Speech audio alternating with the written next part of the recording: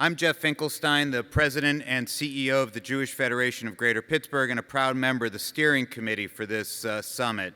I get the honor to introduce our next speaker, my colleague Jonathan Greenblatt. Jonathan is the CEO of the Anti-Defamation League, the leading anti-hate organization. Since becoming CEO in 2015, he has modernized ADL while refocusing it on the mission it had since its founding in 1913, to fight the defamation of the Jewish people and to secure justice and fair treatment to all.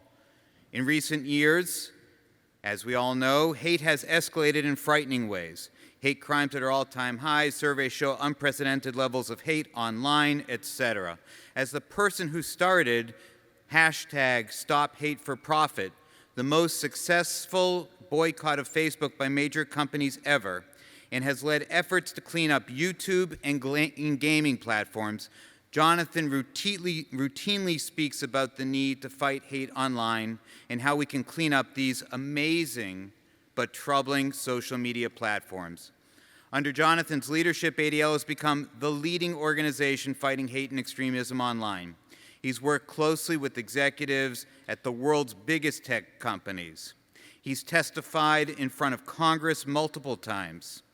Before joining ADL, he served as Special Assistant to President Obama and Director of the White House Office of Social Innovation, and he co-founded Ethos Water, which was acquired by Starbucks in 2005. There's more on his bio in your packets, but I want to talk from a more personal perspective. On October 28th, 2018, the day after that horrible attack here in my hometown, our federation had a major gathering with all kinds of diversity from our Pittsburgh community and from beyond.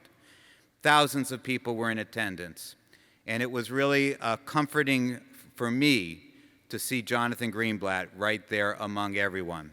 A year later, when we had the first year commemoration of that attack, Jonathan again was back here in town volunteering. I thank Jonathan for his leadership and for his caring, and with that, Jonathan Greenblatt.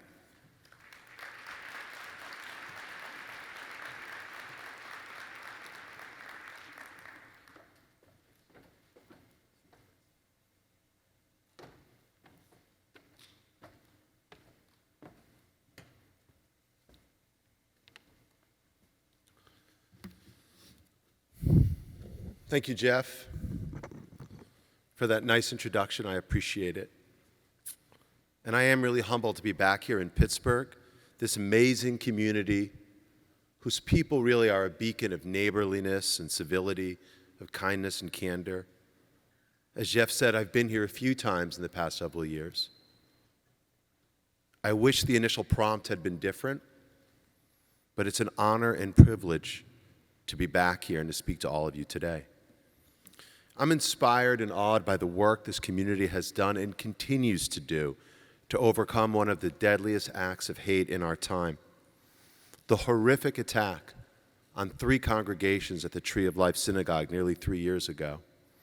This gathering that you've put together, featuring an impressive list of more than 100 leading experts on extremism and hate, it's the ultimate response to an unthinkable tragedy. One that stole the lives of 11 innocent people, wounded an entire community, and forever changed the lives, not just of Jews in this city, but I dare say Jews in this country who never thought it could happen here. The message that we're sending today is not just one of resilience, but of healing and hope, of overcoming adversity, through the efforts of individual citizens and friends and neighbors who care deeply about one another. Pittsburgh hasn't cowered in the face of hatred. You've seen an opportunity to do better, to lift each other up, to roll up your sleeves, and to work toward finding common solutions, and to help build a better world. And you've done it with every imaginable institution in the city. I saw it at the anniversary event that Jeff just alluded to. Sports teams, universities, and major gatherings like this one. the way people from different faiths and walks of life and different political persuasions all came together. Pittsburgh is a model for the rest of the country and the world to emulate. And I'm so impressed by your efforts to organize this conference devoted to seeking solutions in a world scarred by anti-Semitism and rising hatred. The caliber of speakers and thought-provoking discussions are sure to have an impact far beyond these four walls over the next several days. So I thank you from the bottom of my heart for your efforts to keep fighting hate here in America and keeping it on America's agenda, because as we all know, there's still so much work to be done.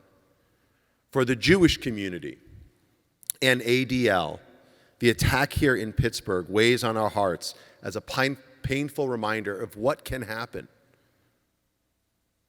when hate is left unchecked. ADL is the oldest anti-hate organization in America,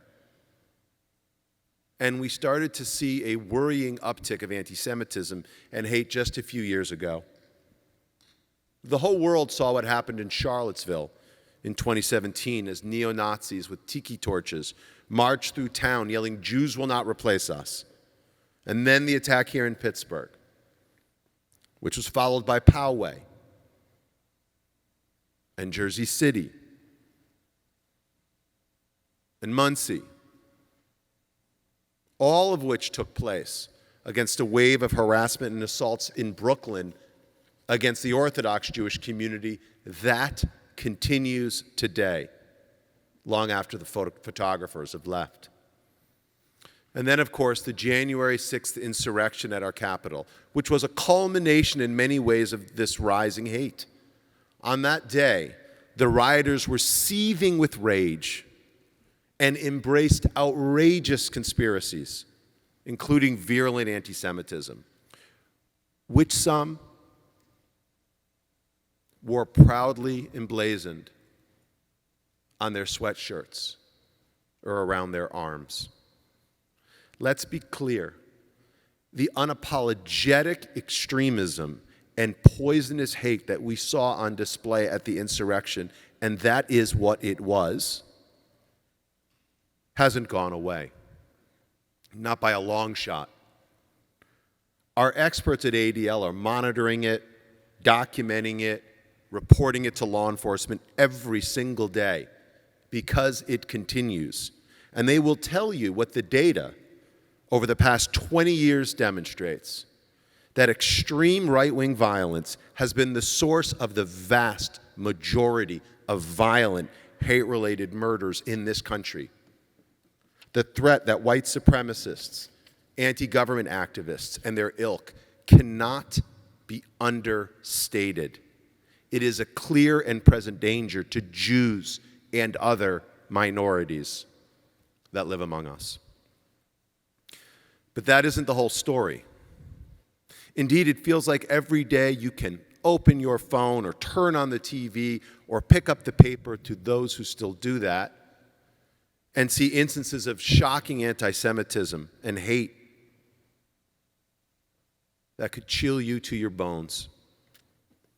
For example, there are the never-ending comments made by elected officials from all sides, from sitting members of Congress to state legislators to city councilors, giving credence to ideas that Jews are only interested in themselves and hold powerful positions or join public service just to steer government policies in their favor.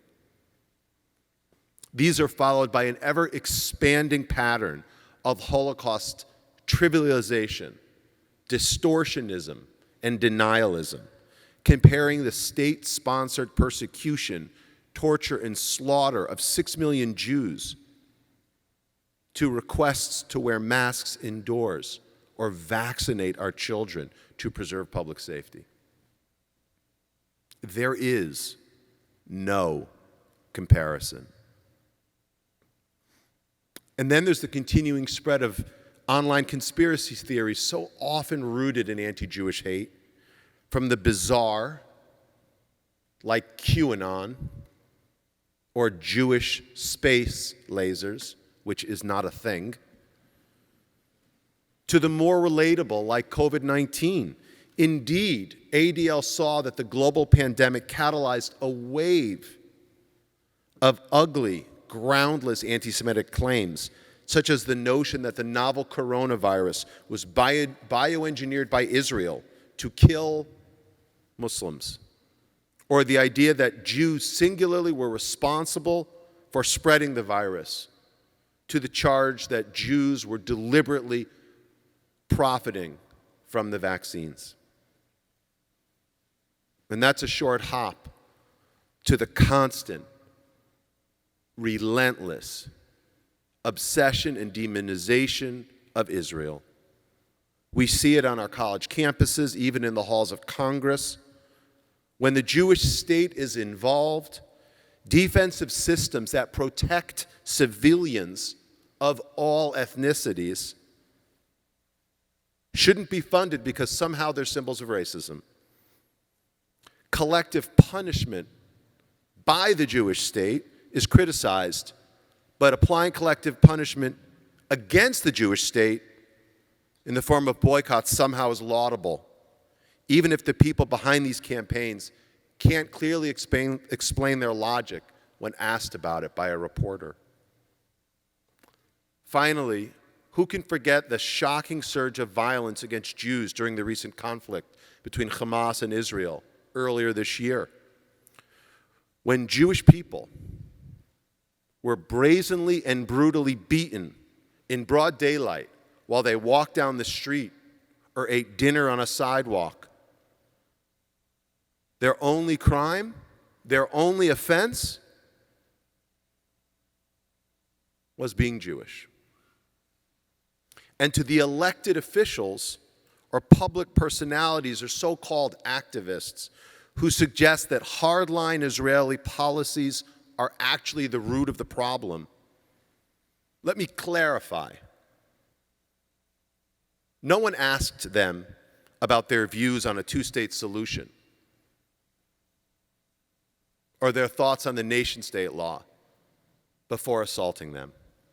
Conflating all Jews with Israel is the epitome of anti-Semitism. It doesn't matter if its adherents try to dress it up as anti-Zionism. Anti-Zionism is anti-Semitism, pure and simple. And I'm honored to have followed my friend Governor Locke, whose leadership I deeply admire. And ADL is an organization that has fought the anti-Asian hate that has racked this country. As Gary said, it's not new, but the surge of it in the last 18 months has been disgusting. But I would draw your attention to the universal public outrage around anti-AAPI violence, which was spawned by a blame game, by wild accusations launched by our former president and his fellow travelers. No one in public life suggested that the vicious harassment and random assaults of elderly Asian Americans was justified because of frustration over Beijing's policies toward the Uyghur community or because of its clampdown on democracy in Hong Kong. Indeed, the unequivocal statements of support for our AAPI brothers and sisters, they were appropriately swift and inspiring. By the same token, the equivocal statements, or lack thereof, when Jews similarly were being assaulted earlier this year, were shameful and indefensible. What makes it even worse is that these waves of anti-Jewish racism, if we are being honest, are coming from all sides. No matter what you might hear from partisans on one end of the spectrum or the other, hatred of Jews is neither the sole province of the extreme right or the radical left. Neither side of the spectrum, neither side, is exempt from intolerance. Both are taken with different theories about how our society works or should work. But typically it's one where there's no place for Jews showing up on their own terms. One side blames the Jewish people, but claims to respect the Jewish state. The other side blames the Jewish state, but claims to respect the Jewish people. Sense the pattern? Both are normalizing anti-Semitism, using it as a weapon against their foes instead of as a shield to genuinely protect the Jewish community and our interests. This isn't some abstract fear. It's an unnerving reality that's taking shape around us every day. ADL conducted a survey this past May following the conflict between Israel and Hamas and the rise in related anti-Semitic incidents here at home. We saw a 115% increase in such acts year over year in the month of May. We found that 3/4 of American Jews were more concerned about anti-Semitism in the U.S. than before. 60% had themselves witnessed behavior or comments that were deemed anti-Semitic. And the FBI's most recent hate crimes data, released just a few months ago, while an imperfect snapshot, shines a light on this growing problem, revealing the highest total in 12 years. And attacks against the Jewish community make up a staggering 60% of religion-based hate crimes, despite the fact that Jews are 1.8% of the population. We also know that what starts with the Jews never ends with the Jews. Anti-Semitism may be the most persistent or prominent form of hate, but it almost always serves as a harbinger of other forms of bigotry, and this too is playing out right before our eyes. While more people stayed at home, the COVID-19 pandemic didn't reduce the number of hate crimes.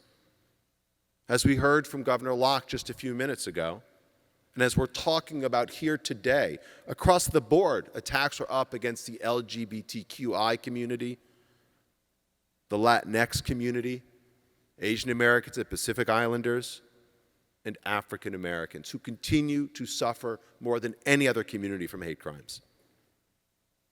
Overall, hate crimes against people of color rose a staggering 43%, and anti-Asian hate crimes nearly doubled.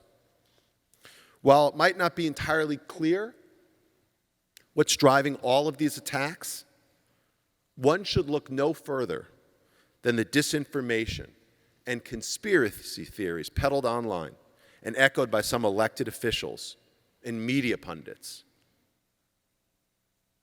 for signals that stereotypes are okay.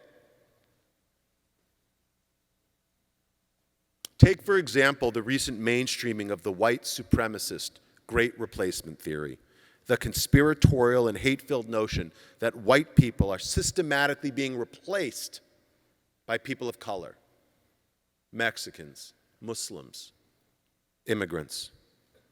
Once the domain of far-right extremists, this conspiracy theory has slowly moved into the mainstream.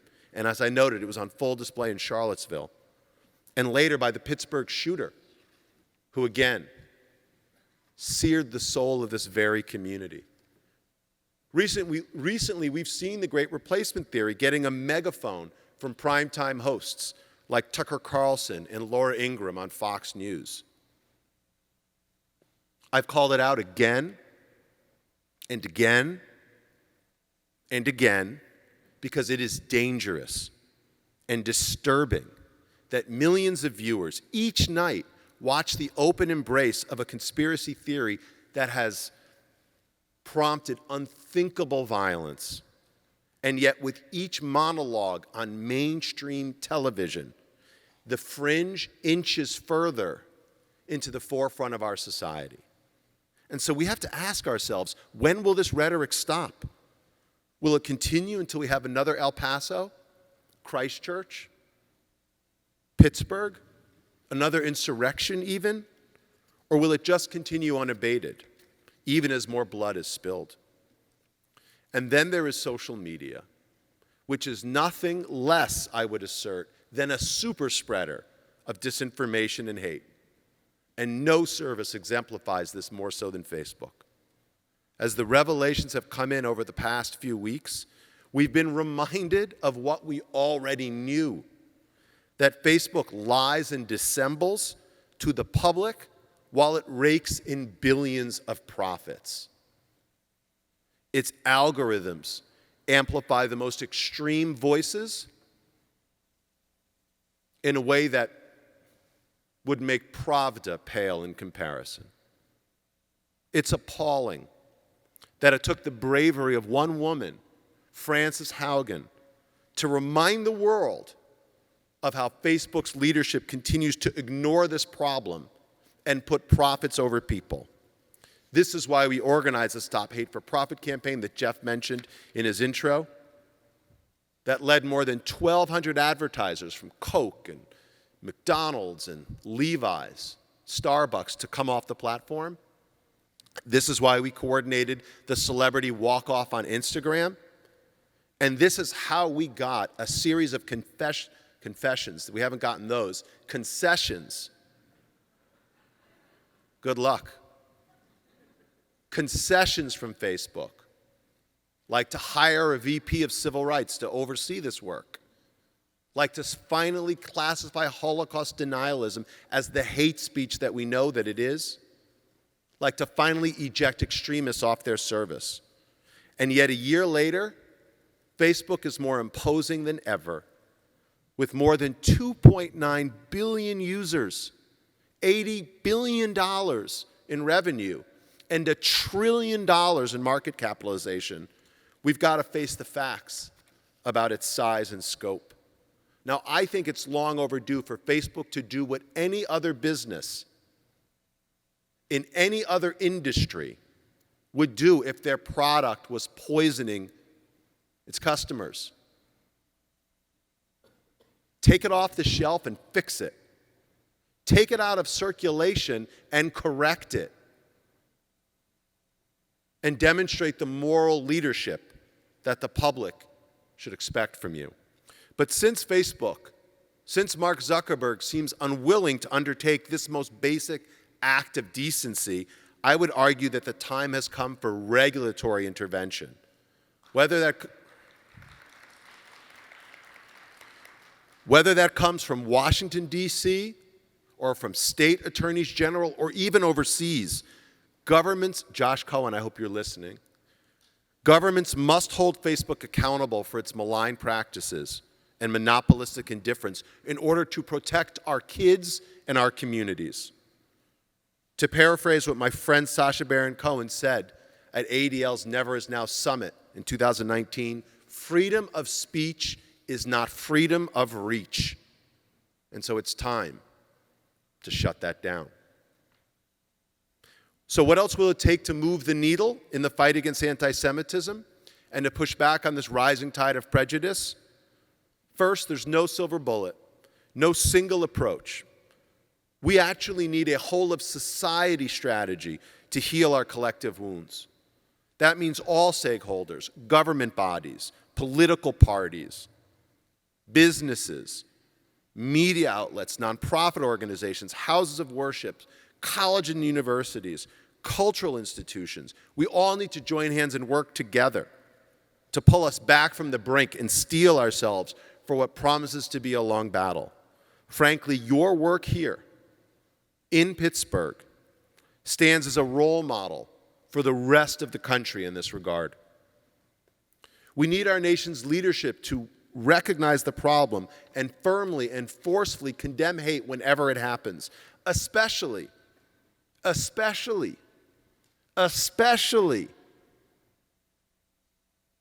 when it appears among your own allies. You see, it's easy to finger point and play politics, blaming the other side. It's harder to push back on your peers, but there's nothing partisan in calling out prejudice. All leaders should adopt a zero-tolerance policy on intolerance, period. But we also need to convert talk into action, and that starts with broad and innovative solutions. We need better data and more accountability, creative approaches and smart partnerships, responsible policy, and better politics. But it starts with discussion, introspection, and understanding. Liberal democracy itself depends on such dialogue. rooted in facts, and a citizenry armed with information and thus able to participate effectively in an open society. That means creating the metaphorical space and the literal freedom so a person has the confidence to take a controversial position on a college campus without fear of retribution, the opportunity to pull the lever of their choice in the voting booth without worrying about laws that would restrict that access, and the certainty to express an unorthodox idea, to stand up as an ally, and to show up for others, perhaps even at a conference like this. That's why today matters so much. In closing, we at ADL stand ready to make our resources and experts available, and indeed to work alongside you in any way possible as we pursue our shared goal to eradicate hate. Thank you.